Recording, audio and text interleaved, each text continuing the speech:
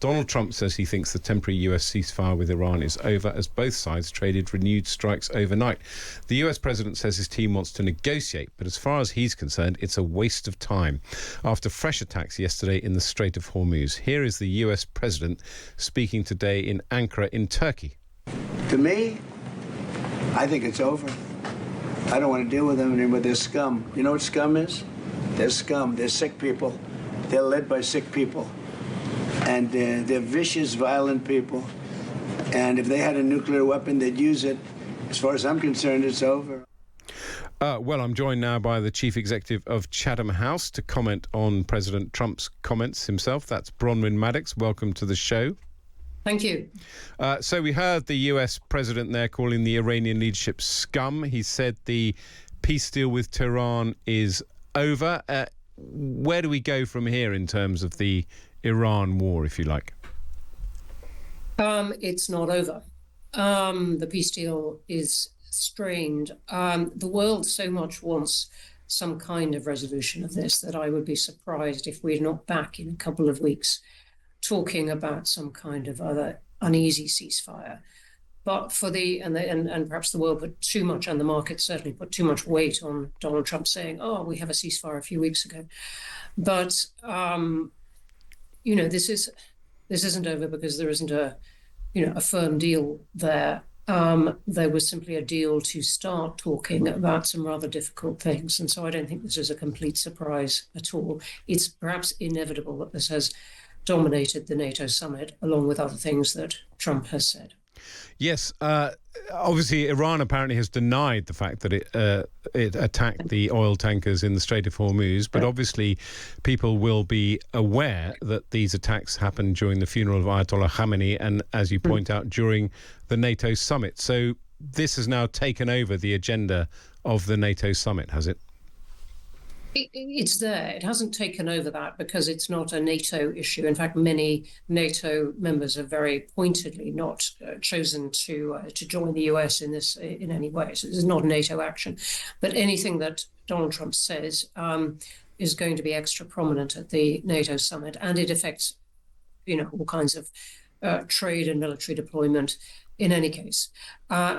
So it's part of the agenda, but NATO is doggedly trying to stick to its own agenda, which is talking about, indeed, agreeing that Donald Trump was right, that Europe needs to spend more, and there's been various details about how Europe is spending more on its own missile plans and so on. But then again, Donald Trump threw another word into all that, Greenland, and reasserted his desire for the US to own Greenland, which is a threat to the very existence of NATO, because that is the US saying it wants to take over the territory controlled by another country, another NATO member, Denmark in this case.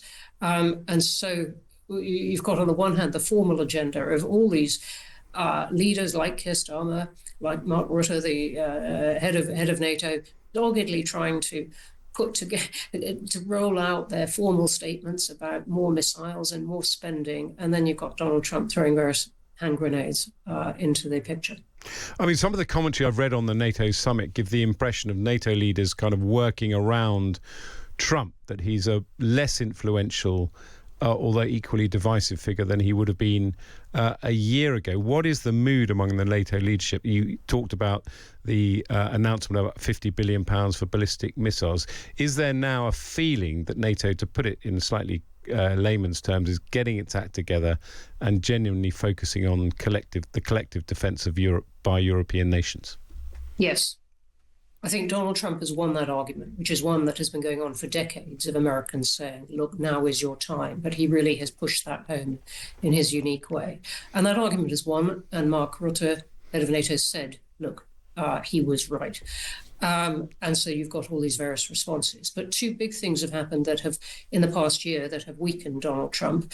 One is his statements about Greenland, which caused a rift in NATO and caused European countries to say, look, really, we don't see the world that way at all. This is an offence against our principles. So we are going to not exactly pull away, but focus on what we can do ourselves.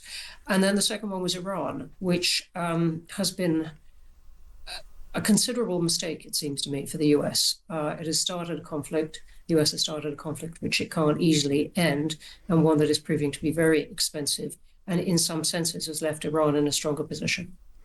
And finally, Bronwen, you're speaking to us ahead of Chatham House's annual London conference. Tell us about that. Who have you got speaking? Well, I believe we now have the Foreign Secretary who'll be coming back from NATO to give our final talk. We have our three presidents, including Theresa May, Valerie Amos and Helen Clark, all speaking about what a difficult time it is to run a country. We have very strong panels on the Middle East and on this question of European security. A lot of military figures, Chrystia Freeland, who advises President Zelensky, all kinds of people right through the day. I think it's going to be our best yet. And Chatham House, of course, gave rise to the famous phrase Chatham House rules, where you can refer to comments but not attribute them. But presumably all of these important speeches and remarks will be public. All of the important speeches and remarks will be public, and do join us online. There are a few private discussions, as you would expect at any good conference. But next year is the centenary of the Chatham House rule, and you will hear very, very noisily lots of our deliberation about why this has been so important for the world, to be able to have confidential discussions not attributed to people, what that's given in 100 years. You can buy your merchandise from my office. Excellent, including mugs, we hope.